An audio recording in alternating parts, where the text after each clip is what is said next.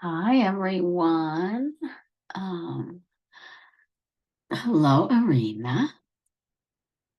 And let's see, I see there's only two questions, but we'll let others come on.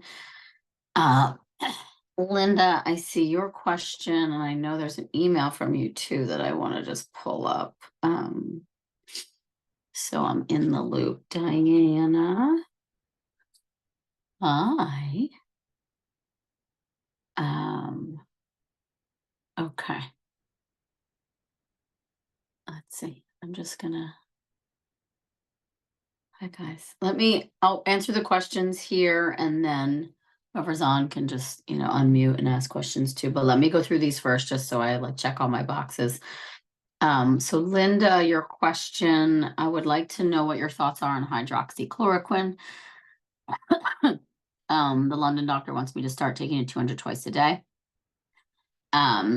He didn't explain it quite well to my husband and I. What's it for? I would also like to know when intralipids should be done. The London doctor said on cycle day 7, and another doctor said post-ovulation. The intralipids, I think, should be done around, it depends. Like if you are trying naturally, they'll usually do it 1 to 2 times. So once right before you ovulate or around that 5 to 7 window. Sorry, I have something going on with my ear. And then once in the 2-week wait is typically what I see. Hydroxychloroquine for pregnancy is all about inflammation, especially if the lupus anticoagulant shows up. And how does it work? Right, it's about the Th1, Th2, and the inflammatory response. So what I would think about it as is it's used for people with autoimmune conditions who have inflammation, especially in the joints. But what they're looking at on your labs is inflammatory markers and then also the Th1, Th2 response. I know Dr. Quack Kim uses it quite a bit. She'll use tacrolimus for Th1, Th2, and she also uses the hydroxychloroquine. And so, and then here's a study. This was 2023, the effects of hydroxychloroquine on pregnancy outcomes in infertile women. I hate that word. But for controlling repeated implantation failure, it's used. Fertility and rate of live birth were significantly higher in the hydroxychloroquine plus prednisone group than just the prednisone group. However, the abortion rate was not different. And by abortion, they mean miscarriage, which is a terrible word for miscarriage. No statistical significance between the prednisone group plus the hydroxychloroquine group on clinical pregnancy rate, meaning to term. But implantation rate was higher. And so it falls into this immunotherapy. It's used for reducing immunological based infertilities and widely administered in people suffering from various autoimmune disorders, especially lupus. But it's an immunomodulation drug and an anti-inflammatory. So I'm going to post this here for you. And it's really hard for me to reply my exact thoughts of is it worth it? Is it not?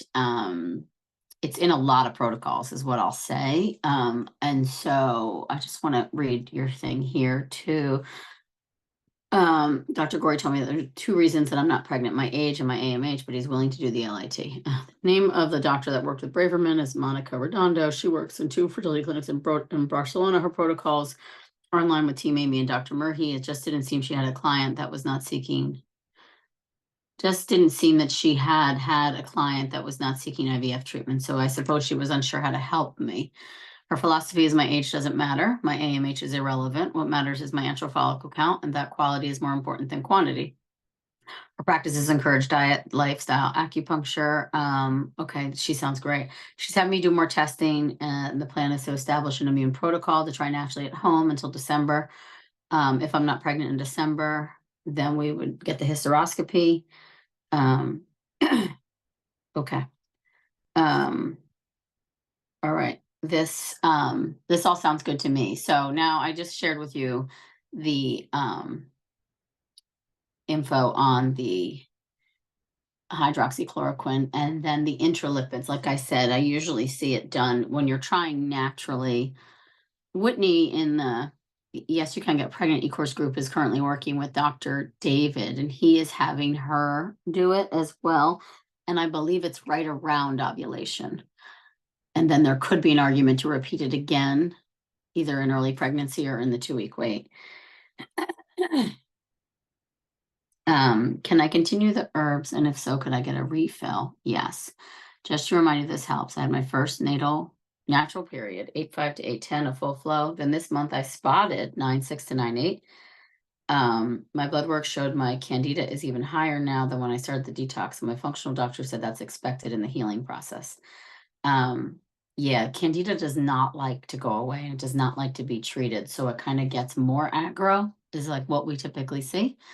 I'm still doing the detox and just started, and I think Carrie wants us to stop using that word detox because she feels like it's not the truth. It's not really a detox what we're doing. We're maybe killing off certain things, supporting growth of other things. Detox is so, she went over it. Where was it? In one of the office hours that I listened to, because I do go back and listen to them. And make sure we're all on the same page and all things. I'm still doing the detox.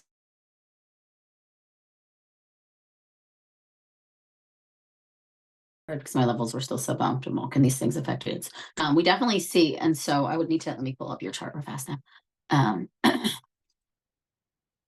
So yes, I will order you more herbs, Emily. So you did cell core in April, and then you, as of 9/9, you were phase 5 of cell core. So Carrie wouldn't call that a detox, just so you know. But yes, those meds could impact things. Listen, you bled 2 months in a row. To me, even if it's not a full bleed, I am fucking psyched for you. When was the last time that ever happened without you? I guess I would want to know too, hormones, what are you still taking? What are you not taking?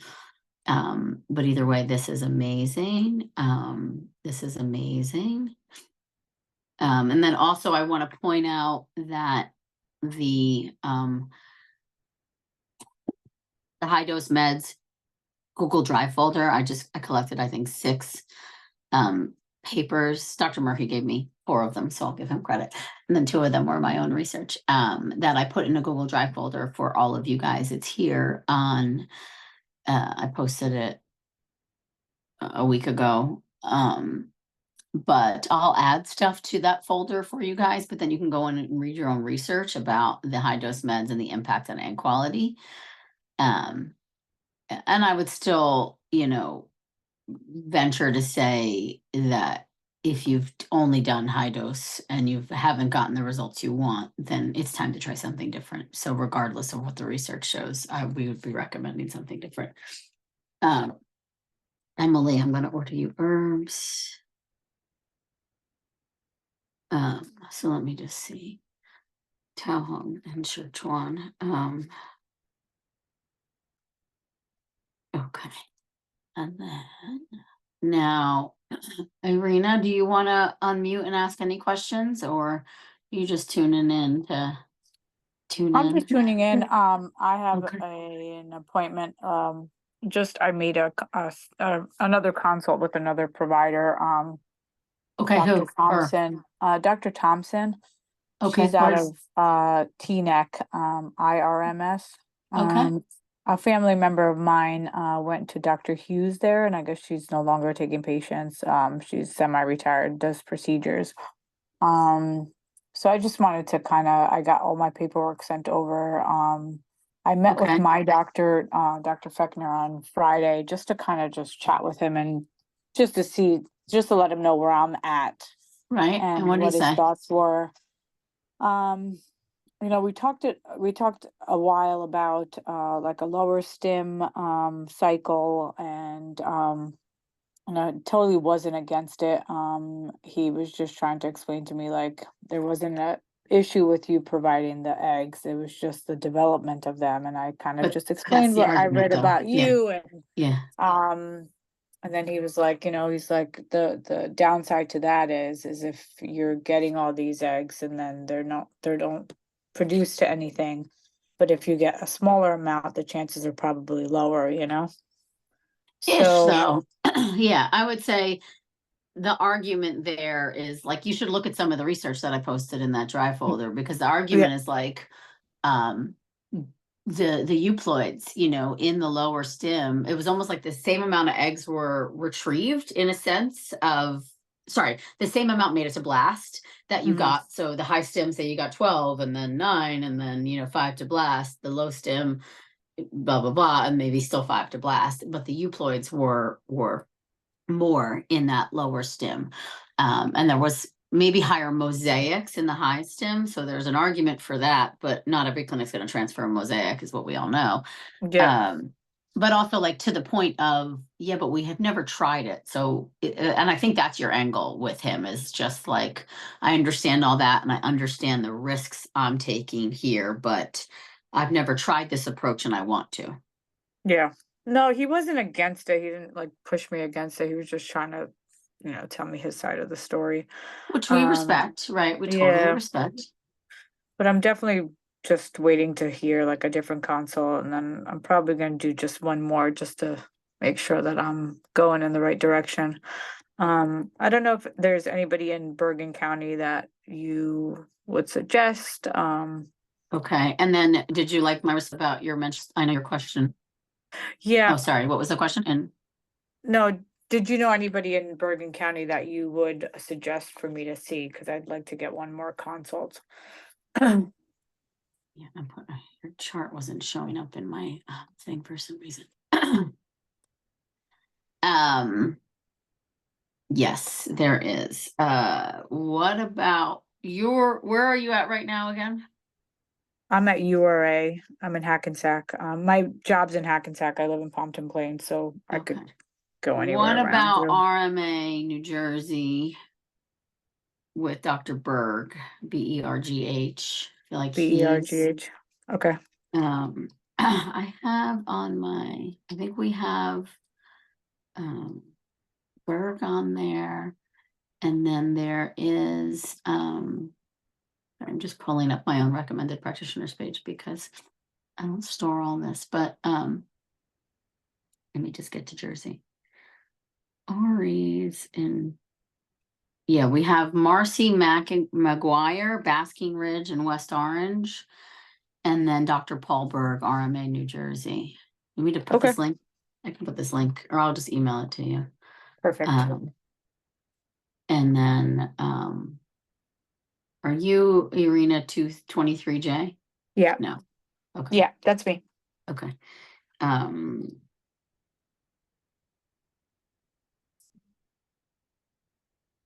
and these, Berg, we've seen do good work with our patients. Like he thinks outside the box is what I would say. And but the other practitioners at RMA, not always my favorite, if I'm honest. And then to this Marcy McGuire, um, this probably comes from one of Heather's clients too, because she tends to have more Jersey clients, as you can imagine, because of the Nyack office. Yeah. But there, Marcy McGuire is also RMA, and she's West Orange, New Okay. Jersey. And then the other thing I would think about too is like maybe a virtual consult, or even with one of the RFC team members. You might just get something more out of it. Like Dr. Marco, you don't have to travel to the city if you don't want to, but doing a virtual consult with them to just go over your case and what they would do differently. I think it might, you know what I mean, just for your brain, it might just feel Yeah, good to hear like absolutely. multiple things. I can connect you guys on email real fast if you want. Yeah, that would be awesome. Let me do it. Jen, Marco has a new nurse. Her name is Jen, connecting for a consult with Dr. Marco. Hi all. I'd love Irina to get on Marco's schedule uh, for a consult on her case.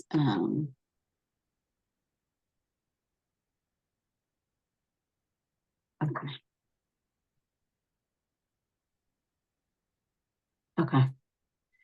Do that too. And that way, I mean, it's, you know, they'll do outside monitoring and things like that too, but you don't have to necessarily schlep to the city.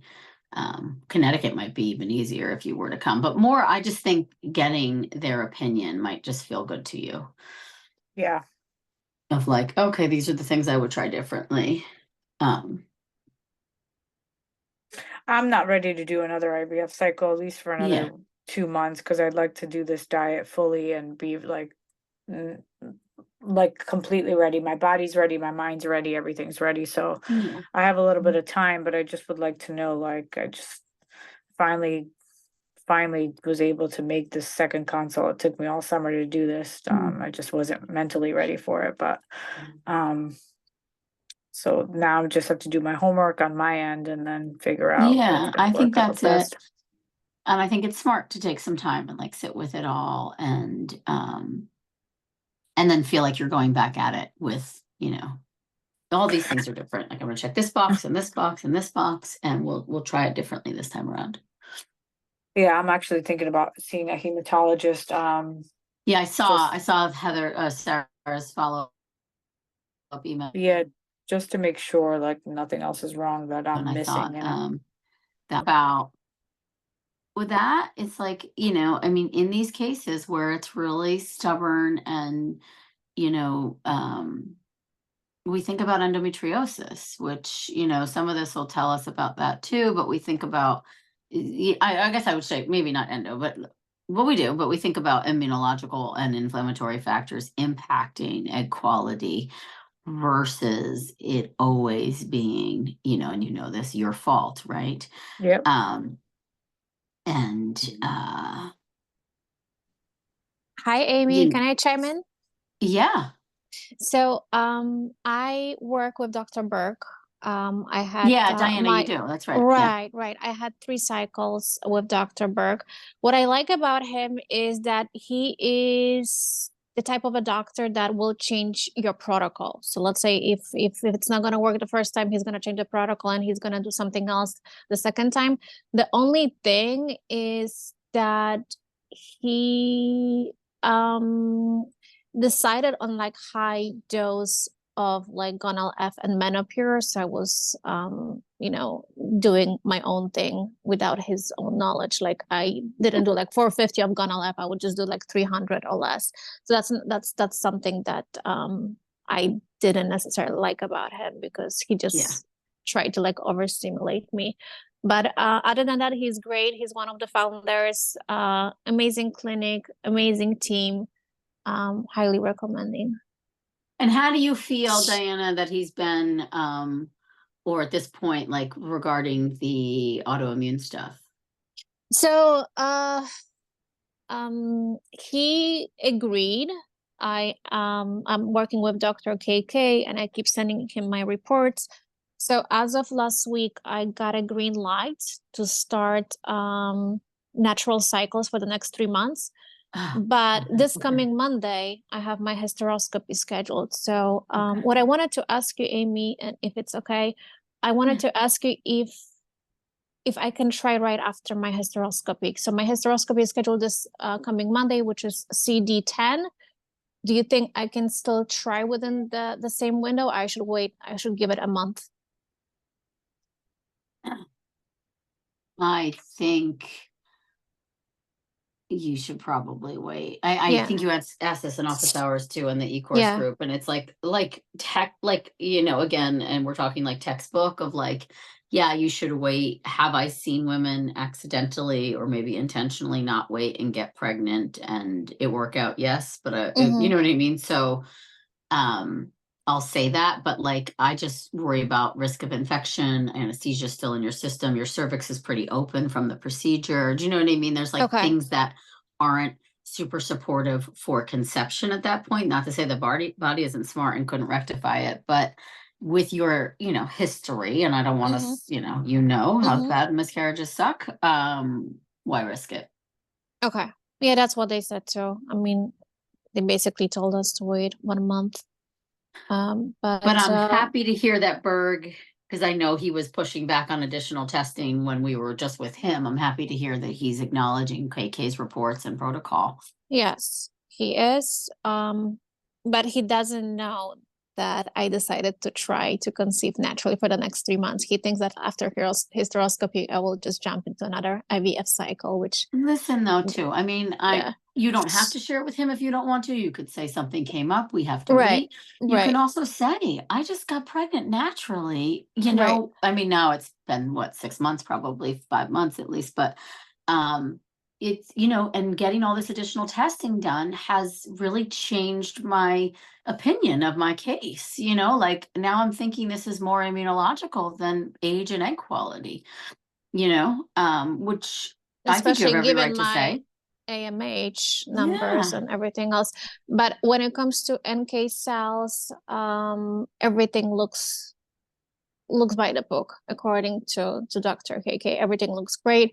I don't really need IVIG at this point. Good. Once I have a positive pregnancy Positive. She'll test, test. yes, Yeah. right, yeah, she will let me know. But as of right now, I am on Plaquenil twice a So day. hydroxychloroquine. So I Yes. hope Linda's gonna re-listen to this whole thing because yeah, that's okay. Go ahead. And Then that's because of the metformin. TH1, TH2, right? Correct. Yes.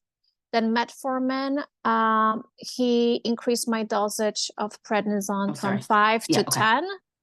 And then he has me on, I know you didn't agree with this one, or Heather didn't agree with this one, but he is a strong believer of Metanex. So Yeah, he, the med tanks. mhm, he The only keeps me thing on I it don't, too. you know, why we don't like it is because there's soybean oil Right, in it, and then right, also it's a very high dose. right. But if it comes down to that, you know, it's not a make or break. It's more just like I Mm-hmm. think we could do it other ways, but that's fine. Mm-hmm. Mm-hmm. And then prenatals, CoQ10, I'm Vitamin taking vitamin E, right? melatonin, vitamin Yeah. E, yes, all of those supplements that I used to, and Ceregold, Yeah, all of the good. supplements I will continue, and then keep my diet. So hopefully Okay. within the next 3 months, we will have positive news. We'll And see. did she feel like whatever she did so far, the NK cells came down, or it was a retest and the NK cells looked good? Yeah, so there was a retest I had to ship my blood work to Chicago literally 5 days ago. And based on the last lab result, everything And that's was because the first exactly. one you were still pregnant, you were miscarrying, so that's The why they were first one high. I was still pregnant. The second one I wasn't, but the dosages of the medication that they gave me wasn't enough. So that's the reason why he increased my steroids and Plaquenil Gotcha. as well. And now everything seems to be working. So he wants me to Okay, continue taking the meds good. on daily basis. And How are you feeling about everything? I lost a lot of hair. Oh, honey boo boo. Okay. I lost a lot of hair, and I'm sleepy, lack of energy, but you know what? I can live with it for the next 3 months. It's not a big deal. Do you feel like you found an answer on some level, or I hopeful you found an do. answer? I Okay. do. I'm hopeful. My mental state it's so much better because I feel like I'm getting somewhere. So that's a good Good, thing, especially good. after last miscarriage. Yeah, But yeah, I think diet is definitely the key, and I honestly feel that I can live with it without gluten, without dairy. I can just continue on that diet. regardless of the outcome. So that's a good thing. Okay. And yeah, and that's basically it. So, oh, and I also asked him to do biopsy, CD10. Would that be still okay to do biopsy on the day? Totally. And then, because Irina's on, if you don't mind, will you summarize for her? You had how many transfers? I want to say 8 yeah. in total. I was gonna say 9, so good. Yeah, or maybe even 9. Yeah, the one in overseas. Yeah, it's probably even. The last 3 was the last 3 IVF cycles I had at RMA New Jersey. And again, amazing clinic, great doctors. It's just they still believe in like high dosages of meds, which I didn't really agree with. And the only one time when I actually got normal embryo, euploid embryo, because I tested all of them, which if I would do it today, I would probably I wouldn't test. Yes. That was when I had only 11 eggs and low dose of meds. That's right. The other 2 were like 17 or 19 you got eggs. 17, right. And you got 2 embryos, 1 abnormal, 1 mosaic. Right. And then same thing, 1 abnormal, 1 euploid, 1 segmental. So she wasn't getting normals, but you guys are similar age and similar, like, you have good responses, if you will. So they come at you with the highs, but, and Diana's been pregnant, but also you had multiple transfers that didn't take too. And then when we started working together, like 5 months into this program, she got pregnant naturally. Right. With Clomid.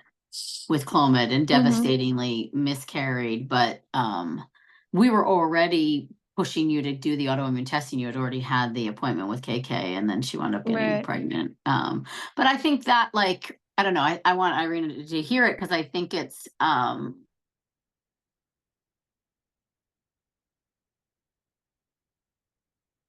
two things. I think, like, in retrospect, would you have tested all your embryos? Would you have frozen at day 3? And then also, like, looking deeper before going and kind of still pushing for these euploids, if you will, which I think is the very traditional model, if you will. Yeah, if I had the knowledge and that I have that's kind today, of what was blamed on Diana. Yeah. Right. If I had the knowledge that I have today, I wouldn't test them. Like, I'm so against PGTA. Yeah. I feel like I lost so many embryos because of that.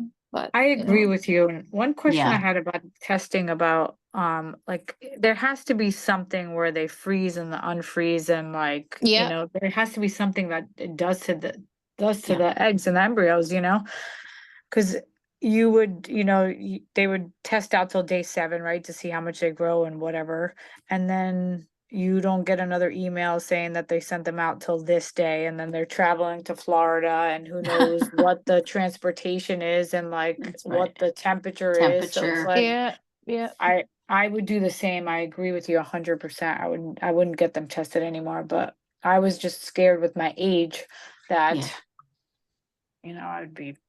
But I think too, there is and I could send it directly to you. I posted it a while ago, but there was a large study. I mean, he looked at like 3,000 eggs. Now, they were just eggs, but still, this is the argument that all your eggs are bad.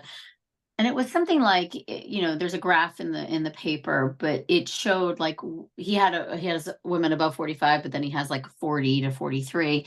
It was something like, even if we err on the side of caution, I think 40% of your eggs are still good in your early 40s, before 44, I would say. And so there's that side of it where it's like, sure, not all of them are going to be good, but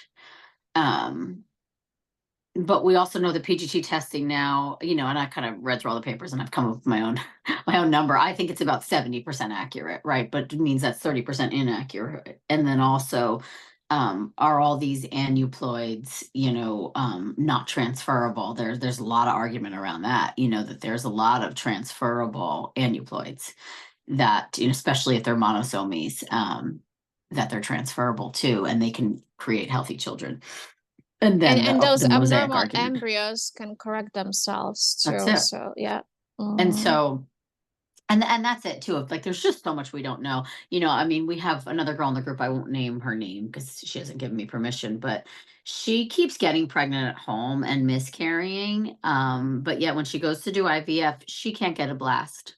Can't get a blast. Makes no sense, because why is she making a blast inside and she can't, you know, and listen, her miscarriages are, most of them have been tested. Most of them are abnormal, which is just, it's so curious to me. Like, something else, obviously higher level is going on from an inflammation perspective. But like, I keep coming back to it with her, like, don't test, just freeze at day 3. You know, we're taking the same risk that we're taking at home, if you will.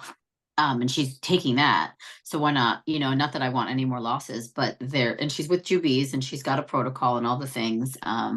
You know, and Jubies is like, let's just get a normal and transfer so we could know, is it the protocol? Is it, you know, is it you? Is it the egg or the embryo? But, you know, I've heard Murray point this out so many times too. He's like, it doesn't make sense if you can't make a blast in the lab, but you can make one in your uterus. Like, you know, there's something going on in the lab that your body doesn't like, or your eggs don't like, or your embryos don't like, you know. And so I think the force to grow out to day 5 is just a lot of stress and pressure. And then now to know that the testing isn't nearly as accurate as they've reported, is unfortunate, and a fucking, you know, it's a huge smack for so many people.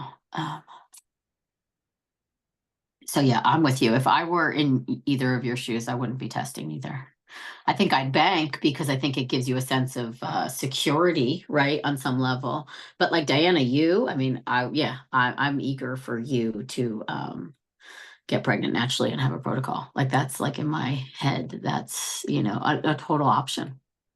Yeah, and they asked me for how long do I want to keep on trying. I told them 3 months, but to be I honest think with it's smart. you, Yeah. if I will be okay staying on those meds, I'll probably do even 6 before I even think about another IVF cycle. Yeah. Mhm. And I think that's really smart, you know. Yeah, I think it's really smart, you know. And I also, like, you guys know, I always say this. I mean, Irina, you might not know it yet, but like this, I always say, like, and you can change your mind at any point, right? Like, you could wake up, you know, in 2 months and say, no, I want to, well, you know, I want to do something different, or I want to fly to Greece, you know, like what IVF there, whatever it is, you know. But you can change your mind at any point. But right now, I think just having the knowledge that you've collected, it's like, okay, like, A, you know, you're not crazy. B, it's not all your fault and your eggs, you know, and C, I can get pregnant naturally. So why I'm going to open up that lane again. Yeah. Okay. And so hysteroscopy, who's doing the hysteroscopy, Diana? Sorry, it's not Dr. Burke, it's Dr. Austin. Okay. I will shoot you an email later. I don't remember his last name, but he does hysteroscopies. That was the only doctor. And I had to wait for like 2 months because they were like overbooked, and I didn't want to do it with my OBGYN. Yeah, I don't blame you. Okay. Yeah. So I decided to stick with RMA, and I called my insurance. It looks like everything is going to be fully covered. So Okay. yeah. Yeah. And then, like, Irina, like, you hearing, you know, I think it's always meant to be who's on and who shares. It's like, in my head, I did know you were with Berg when I said it, but I still would have recommended Berg whether you were on or not, Diana, just because you're in Jersey as well. But also just hearing like other cases that, you know, kind of are similar. I mean, I think Irina will put you in, you know, you've made what, the 2 euploids, right? And neither transfer took. So there's an argument for implantation failure as the diagnosis, which I hate the word failure, of course. But that's and so with that too, additional testing, and I think that's worth mentioning to your doctors as well, not just low stim, but also like, what are we thinking about the fact that we've transferred 2 euploids and they didn't take? Do you have any explanation for that? You know, 1, sure, bad luck. 2, something else is going on in the uterus. Oh, and I remember the second cycle when I got this 1 normal embryo, Berg decided to add that growth hormone. HGH. Okay. Yeah, and I think that helped. That helped too. Again, I had less eggs, but at least better quality. Yeah. And that's it too. It's like we've had girls where they retrieve less, but at the end of the day, get the same sent off for testing, or like you get better embryos, even though they sent off a lot less, if that makes sense. Although, you know what I mean? The outcome is better at the end of the day. And I wanted to just look, Irina, too, at your red flag symptoms. Just joint pain and stiffness. Interesting. That's your only red flag. Okay. And the lighter periods. Yeah. So it's like something I feel like is maybe causing implantation to not happen versus it all being age and egg quality. But I know Sarah sent you a bunch of stuff. So I feel like you're on the right path, in the right direction. I mean, your FSH is so low. Like, it's like this. I don't think this is all fertility related. I think there's something else going on. Yeah, I mean, Okay. I'm getting worked up for my stiffness and Good. stuff like Yeah, that. we want to see. I mean, the rheumatoid stuff is like, it's like X equals Y when we Yeah. see the rheumatoid stuff. It's just like, okay, that's what this is. And then it's something like Black 1L, which is, you know, or like we see girls, we have our autoimmune girls, they're on like Humira, you know, they're on these biologics, like Dr. Beer out in California. He's the one who wrote "Is Your Body Baby Friendly?" He uses Humira on a lot of his patients. It's a little aggressive, but every single, you know, it's just even for you of like, okay, you know, I know it's taken time, but like, okay, I made euploid, so I know I can do that again if that's what you want to do. But I don't think we have to. I think it's more like, no, there's one part is working on egg quality and embryo quality, and then the other is getting the uterus ready for implantation, and that's the part that I think's been missing thus far. And is missing in most cases. It's not you, it was missing in Diana's case too. And you know, yeah, I hope. And I mean, you had your hysteroscopies, so I know obviously they've looked in there, but we need more testing. That's what I'm working on. Yeah, yeah. And that's it. And we'll get that.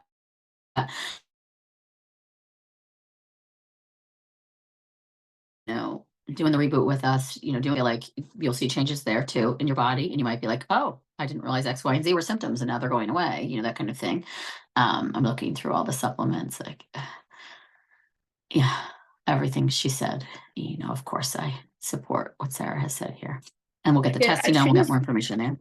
She What was just that? asked me, I use Nature's Made like vitamins for the CoQ10. Is that a bad brand or should I switch them over? Yeah, I would switch them over. Okay. Most Nature's Made stuff has like, I want to say it has soy in it. I like their prenatal. I'm looking right now. I think it just has. Is it the regular prenatal folic acid DHA? Yeah. Yeah, I would ixnay it. And honestly, the Thorne prenatal is the same price, if not cheaper, and you get more for it. You'll get a better quality. Okay. Thank you. You're welcome. You're welcome. All right. You guys both feel good? Yes. I feel like I answered everybody's questions. Okay. And Diana, are you going to do the reboot with us again or follow along at all? Yeah. Okay, good. Yeah, I'm excited for that. And yeah. All right. All right. Well, Diana, yeah, keep us posted. And Irina, keep us posted. And I think you'll schedule with me soon, Irina, too, right? I saw that email go through yesterday. Yeah, I scheduled for October. Perfect. Yeah, Diana, like, you know, Diana knows she's been in the program a while, but like we, you know, we're always tweaking and adjusting, and we switch things. Diana, used to everybody would do the first consult with me. Now the basic students are doing their first consult with their coach, and then I come in like for 2 30-minute calls. But we're trying to get everybody on the schedule every like 3 to 5 weeks, so it's just like we're constantly in touch, which I just feel like helps keep it going. And then these FFP office hours as well. And then I'm going to continue. I'm going to add more. I'm adding one more a month of these. Just we're going to add an additional one, so you'll have 5 a month. And then come the new year, I'll be in here even more and less in the e-course group, just to then just so I can have my hands on everybody who wants to hop in here and ask questions too, because I just feel like this is the support and the guidance is like the number one way to keep the ball moving forward. Otherwise, I think it gets overwhelming and confusing and all the things. And then like, why is she doing that and I'm not? And that kind of stuff happens. So, oh, here's Linda. Let me let her in. Hi, sweetie. I answered your questions, Linda. I just went through and answered your questions and also read through your email. So, and I also posted a study on Plaquenil and what it does, so you could see that. Are you there, Linda? Let's see.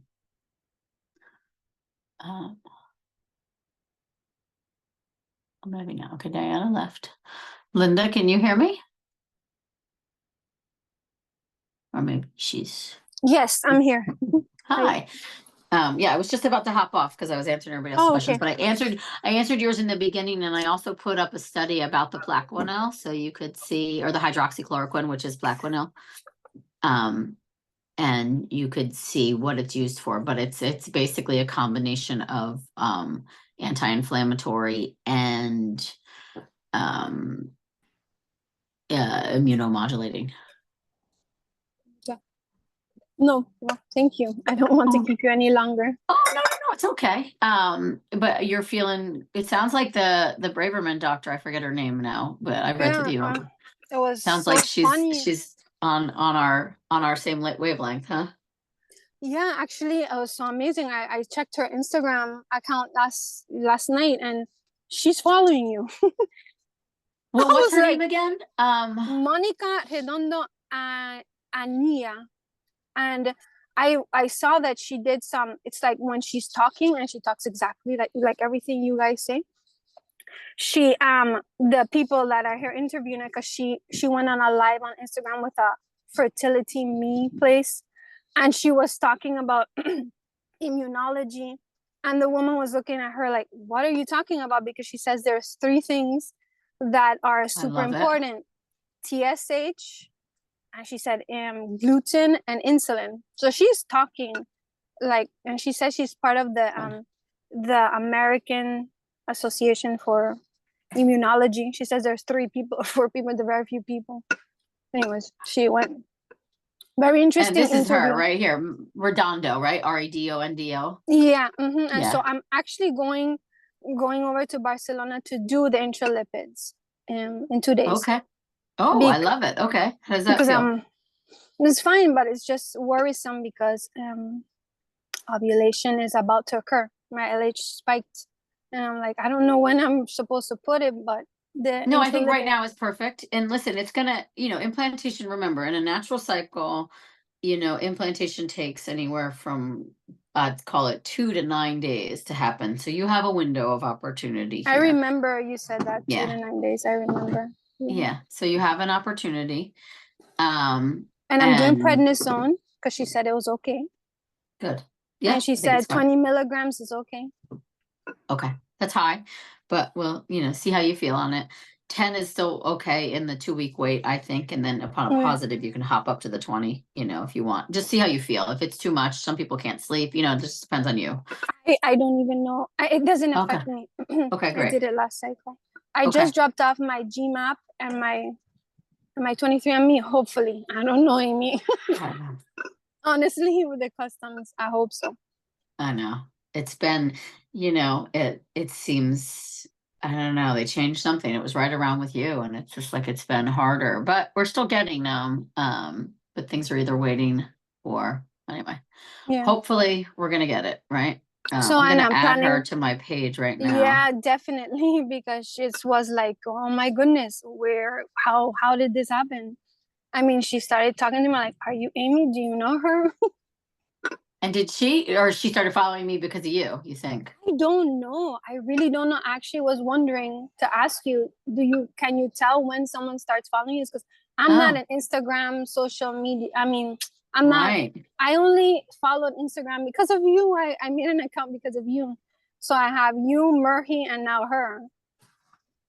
And I was like, where did this come from? But she did mention in the live with the fertility me, she did mention that she studied with a doctor 15 years ago. I'm like, that's Braverman. It has to be Braverman. And yeah, she was talking. Wow. So whoever would like to, she seems great. The only thing is that she seemed like she didn't want to do anything apart from IVF, but she kind of softened up, I guess.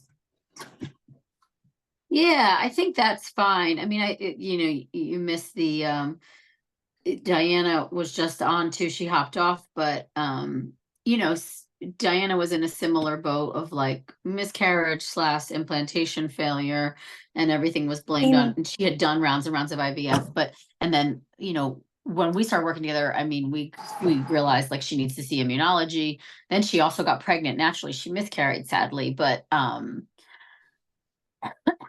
then when she got all the immunology stuff. But anyway, now her thing is, I have an immune protocol. I'm going to go back and try naturally. I'm going to see what that does, because it just happened for me. And that was all the changes we were doing here, I think, like all our things. And so, and I've seen that. I've seen plenty of immunology girls choose the natural route, and it still works. So you okay. know. Well, we'll do it as long as we can. And I will send you other questions that I have. I'm not going to keep you longer. Yeah. Okay. The only thing I did want to tell you, just so you know, she actually got a 48-year-old woman pregnant. Great. And she does mini IVF. She does, Good. I don't know. She's just. I love it. Well, she's now on my site too, under International Fertility Clinics. I put CRA Barcelona, Monica Redondo. Yeah. So anyways, excellent. 48 is great. I mean, that's what it was our oldest too. So it's that like, was her. It's happening. That was her prize. Yeah, that was her prize win. She was like, her staff says, of all the 48-year-olds, 100% of your 48-year-olds get pregnant or something like that. Anyway, she's so proud of it. That's cute. 100% of your 48-year-olds. Yeah, I mean, we, 46, 47, 48. One of our 48-year-olds moved to donor. Not, I think it just felt right for her, and we were like totally. So I think she just hit an exhaust button. But I suppose you could stay at it and keep retrieving. Exactly. I totally understand. But another one, just gave birth. He's a cute little boy. 48-year-old egg. Sarah carried him, but he's perfect. Oh my God, he's so perfect. Yeah. Okay. So come back with more questions. Go do the IVIG. Yeah, I will. I mean, the IVIG, the intralipids. You just ovulated. I love it. And your progesterone, are you doing progesterone? You're doing progesterone. That's the thing. Oh, that was the other thing. So I was going to do the Dutch test. Should I just do natural progesterone, or should I, because I'm doing this, should I supplement with progesterone? No, she actually said supplement. Yeah. Okay. She actually said 400 milligrams of progesterone. Yeah. 200 twice a day. It's not, it's pretty normal, I suppose. It feels good. It really. Yeah, well, that's it. Like, if you feel good on it, then that's another thing for us. Like, so you could do the Dutch, and then we know, and we'll just, the progesterone number, we know. Okay. Like, what I tend to do is like, okay, so it's working for you. Like, this is, because it still doesn't impact estrogen or testosterone or DHT, all the other things. There's lots of other things on the Dutch that we're testing for. So the fact that you're trying and you're putting, the intralipids in and all that, I would rather you focus on the pregnancy than than not doing the progesterone. Okay, so I'll do that. So I'll continue with the 400, and I'll keep you guys posted. And thank you very much. Okay, you're welcome for letting me in like 15 minutes before. Oh, no, it's fine. I scheduled the hour out. I'm here. I'm fine. Okay. Well, and so I'm doing all the things. I got the black shot molasses. Estrogen looks good. So hopefully soon. I love it. That's it. Yes, soon. We're ready. Okay. All right. I'm going to let everybody go, and I'm going to go too, and then I'll hear from everybody later. Okay. Okay. Bye. Lots of love. Bye. Lots of love. Bye.